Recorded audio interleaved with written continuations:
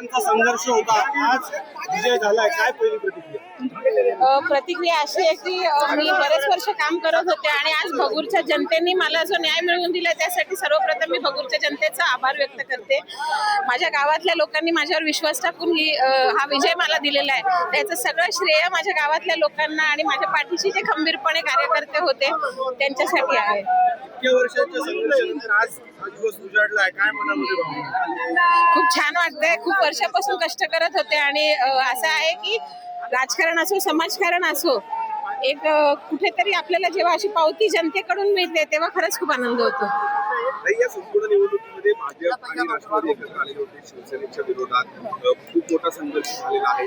काय आपण आता एकूणच विजय झालेला आहे, काय कामं आपल्याला जी अपेक्षित आहेत आगामी काळात? भगूरच्या विकासासाठी आता सगळ्यांनाच माहिती आहे. आम्ही निवडणुकीच्या काळात देखील मुद्दे उचलले की भगूरचा विकास कुठेतरी खंडित झाला होता.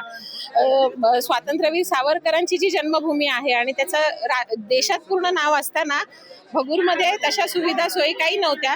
तर त्या अनुषंगाने आज भाजप असेल, राष्ट्रवादी काँग्रेस पक्ष असेल आणि माझ्याबरोबर मित्र पक्ष म्हणून उभटा पण होता आणि इतर मित्र पक्ष हे सगळे म्हणून आम्ही जे काही उमेदवार निवडून येऊ आम्ही चांगल्या प्रकारे विकास कामे मार्गी लावण्याचा निश्चितपणे प्रयत्न करू. आतापर्यंत निवडणुकीत खूप लोकांचा संघर्ष झालेला आहे. वरती महायुती एकत्र आहे, आताही स्थानिक लेवलला महायुतीला एकत्र घेऊन आपण काम करणार आहात. महायुती म्हणून आम्हाला जसा पक्ष आदेश देईल त्या हिशोबाने आम्ही काम करू.